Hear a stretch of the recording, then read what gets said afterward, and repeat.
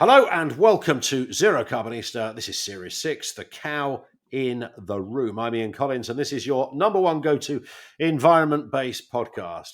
Here's the deal. If it's green, it's in. And I tell you what else is in, Dale. You in Tatler. Normally the reserve of, I don't know, socialites. Now it's socialists. Yeah, I like that. How'd you make the Tatler thing? Are you front page? No, they didn't send a photographer, so I'm guessing I'm not on the front page. Although That's a bit shit, isn't it? Did they forget to send a photographer? So. Yeah, I think so. But they just reached out, want to have a chat about me and my life, and so right. I said yes. What can you do?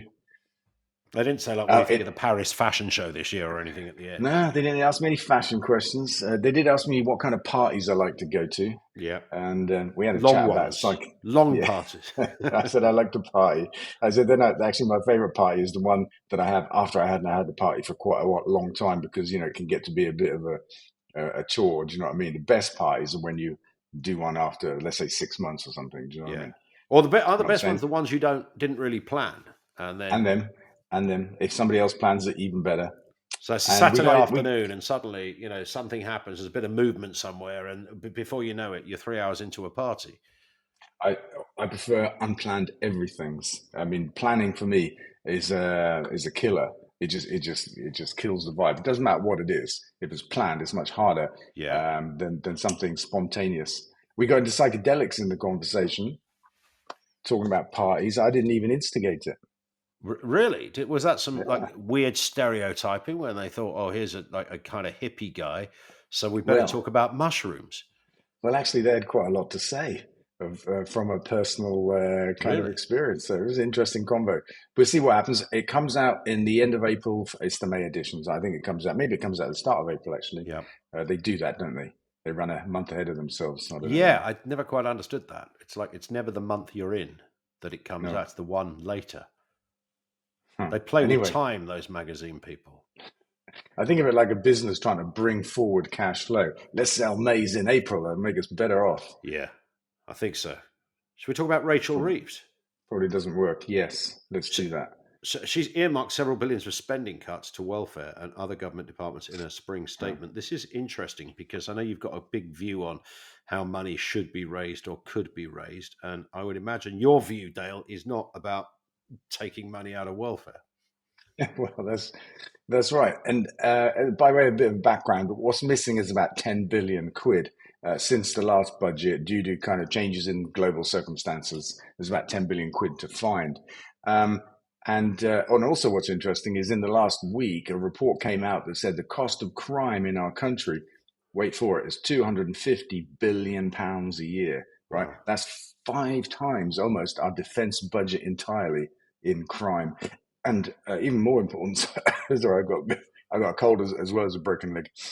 Even more important is that the authors of the report said austerity was to blame. The cutting of benefits and welfare and that kind of stuff caused the crime wave that's worth so much money lost to the economy. So here we go. Fast forward to this week, and Rachel Reeves says, she has to cut billions from somewhere, and it looks like it'll be welfare. That looks like a mistake to me. It looks like it'll be another version of austerity, which will be a false economy. But it caused us to republish the idea and campaign again for a wealth tax. We did at the last budget. The idea that if you have more than £10 million, you suffer a 2% tax, right, 200 grand. And it only affects 20,000 people in our country out of 60 million. And it would raise £24 billion a year. Wow. Like way more than the 10 we need. Okay, so you're only taxed over 10 million. 10. Yeah. And 2% over 10 million. Yeah. And it's the kind of money that we could use, not just for the 10 billion shortfall, but for all the other things that we need to do in our country.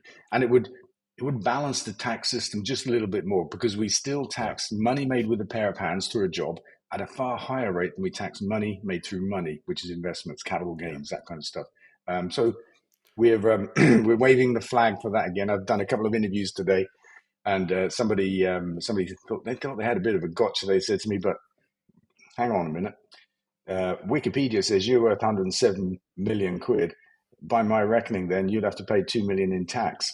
Isn't that right? And I said, well, I have no idea because actually I haven't even considered how it would affect me. I just think that it's a good idea and I don't actually care about that. But you'd be all right anyway, wouldn't you, by paying more tax? Because that's the point. Well, that's what I'm saying. But what I hadn't thought of was what it would actually come down to. In which way would it implicate or involve me? I don't know or care was my point. In this interview, this gotcha question turned into okay. Like not the kind of answer perhaps that was you kind of took the gas out of the tire of the question. Or the wind from the sails. The wind from the sails, That's a more common expression. Crisps from the shelf. Yeah, all of that. Listen, but here's another gotcha though, Dale. Dave Sprite on Facebook sent this in, which is going to completely obliterate your entire philosophy on this. He says, already, top 10% of earners pay 60% of income tax, with the top 1% paying 29%, so they get squeezed a bit more. And because they can uproot and move lock, stock and barrel to a country with more advantageous tax breaks. Meanwhile, in the good old UK, there is a tax black hole, which is going to be filled by whom, Dale Vince? There you go. Well, you've been gotcha twice in one day. Yeah. Look, what I'm talking about is a wealth tax, not income tax. I think the income tax is already too high compared to capital gains tax, as I was mentioning earlier. Yep. We pay a higher rate of tax through a job than we do through investments. So the people that have the most money in our country don't get most of their money from their job. They get it from their investments, where they pay half the rate of tax that we all do through income tax. So I'm with them. We checked these stats out because they sound crazy, but they're true. The stats you just read out, they're true. But it doesn't matter because I'm not talking about that. I'm talking about asset tax. Yeah. And people that have a job and earn income, they're not the people that we typically talk about fleeing the country because of taxes. Because if you work here, it's hard to flee the country to a tax haven and still work here, for example. Yeah. It's the asset-rich people that choose to live here because they like the country but don't want to pay tax here. And I say, well, if they don't want to pay taxes, they should f*** off. Right? We don't need them.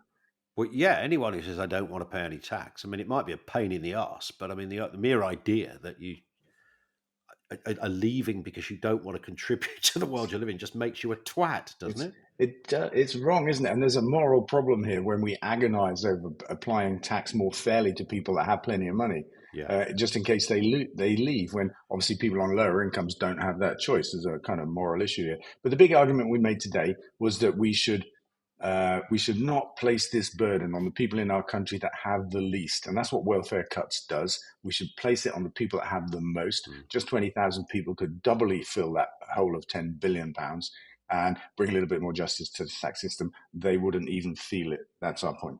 Yeah.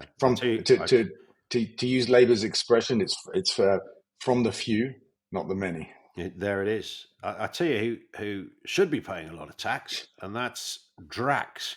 The wood-burning people, although I think they kind of camouflage themselves as a sort of environmental enterprise, but they're going to cut carbon capture investment despite £1 billion profit. So they're doing rather nicely over there at wood-burning HQ. Yeah, they are, and they've had like £7 billion of subsidies from us over the last half dozen years. How'd they get that? Doing what? They obviously make a convincing argument to government that unless they get this sum of money, whatever it is, per unit of electricity, they can't afford to operate and they'll shut down, which is some form of blackmail, I reckon. Yeah. And within that sum they ask for, they hide the fact that they're going to make enormous profits. Enormous profits. I mean, £1 billion. But it's a real slap in the face for all of us that they, on top of that, say they're going to cut investment in carbon capture and storage, which is the thing that they've been making the green argument based upon. The one thing. The other thing is that the trees that come from Canada are magically zero carbon when they land here, but we don't count that one. We discount that. It's the carbon capture and storage. If they can make it work, then they've got something to shout about. Yeah. But they haven't. And they won't anyway. They won't make it work anyway. Should we talk about algae? Fuck them, Drax. Yeah. It's the new slogan. What's going on in the world of algae? There's this algae found in a volcano Can you remind bottom me, of Dale? Sorry to interject. Can you remind me of the real name of algae? I've forgotten. the real name of algae.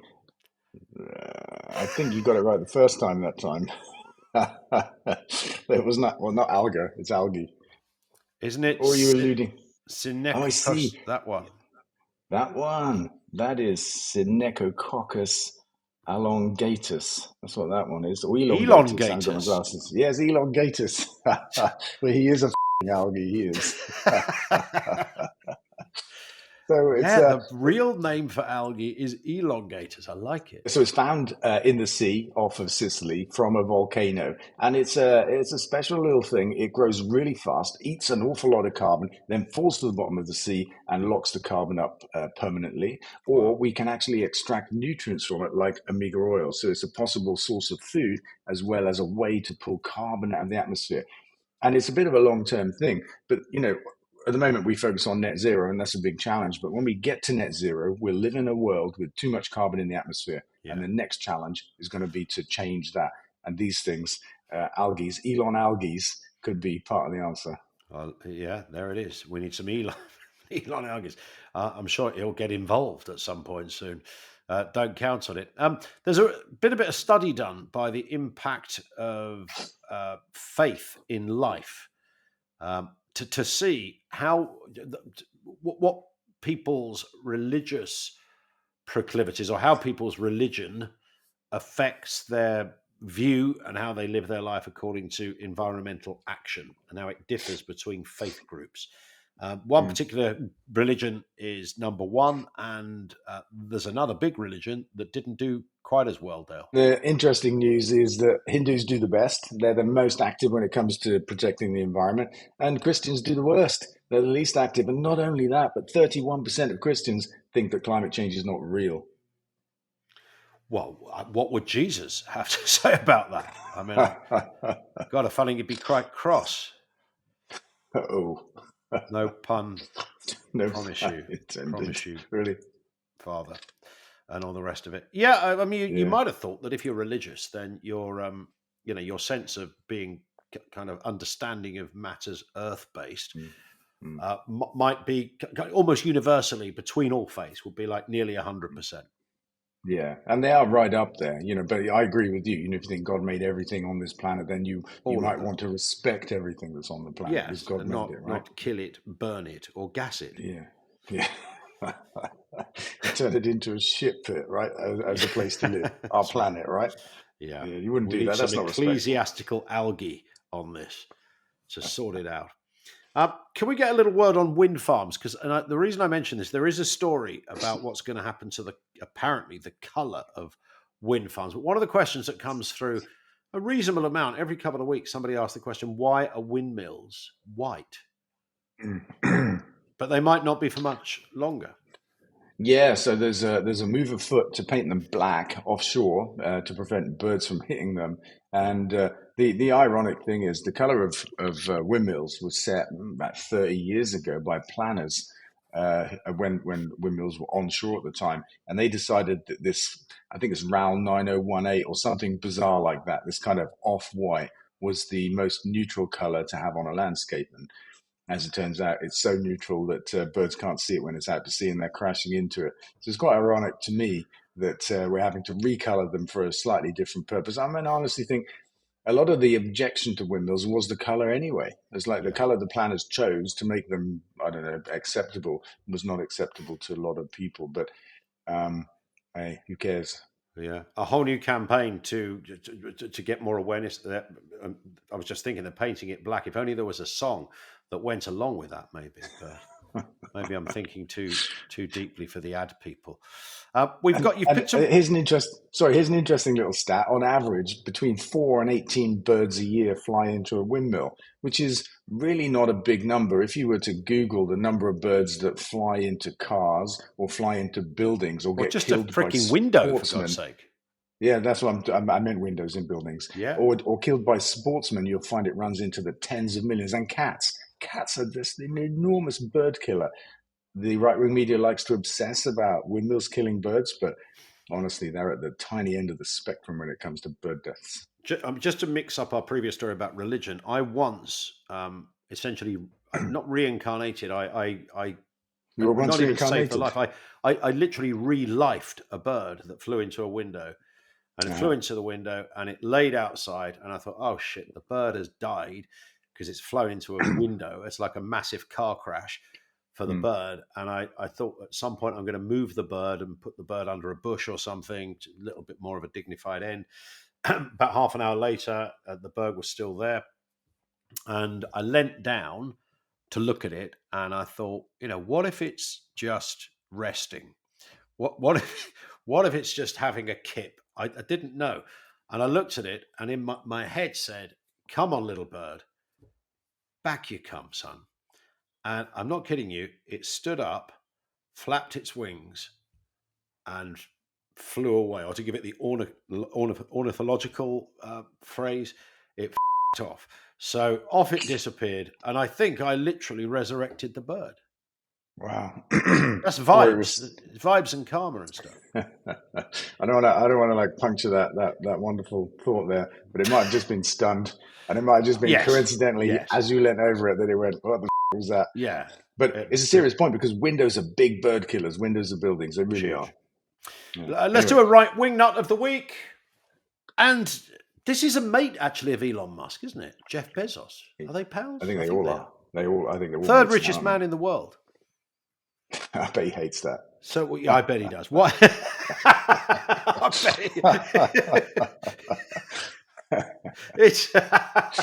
It's like being the second could be troubling. But being the third, it's like that's just there is no justice for Jeff. Let's help Jeff. Why has he gone down as right wing nut of the week, Dale? Oh, he's kind of taken over the Washington Post editorially. He already owned it, but he's taken it over now and said basically they're going to support right-leaning things, free markets and personal liberties, I think it is, something like that. He sent a missive to his staff saying there was a time when newspapers felt they had an obligation to give a variety of news to their audience. He said, but we've got the internet for that now. So from now on, the Washington Post is his mouthpiece. In the same way that Musk has X, Bezos has the Washington Post. Yeah, and Trump. Trump has them both. And you own Tatler. Oh no, not Tatler. You're in Tatler. Just to clarify. Yeah, but maybe that's the starting point. We've got some great questions here, Dale. Good. I love the questions the most. Yeah, indeed. Let's run through these as quick as we can, just so we can get them all in. Ian May on X says, why not break the gas link to electricity? Are you discussing this with Ofgem? Why silence at this point? It seems a no-brainer. Yeah, I mean, we've been talking about it now for probably a couple of years. Well, since the peak of the energy crisis, we flagged this up and said, actually, this is crazy. The price of gas went up tenfold because of the global price of fossil fuels, and we let that drag the price of all electricity in our country up to the same level. It cost us like 70 billion in bill support in the crisis. Anyway, we're putting a report out this week, a revised report into breaking the link to show what it's worth, what it can save us in the next few years up to the next election, in the hope that we can spark some action from our Labour government into this. Because there's no reason to pay people in a bidding contest what the last and highest bidder bid. There's no reason for that. That's just enriching people for no purpose or benefit. Makes perfect sense.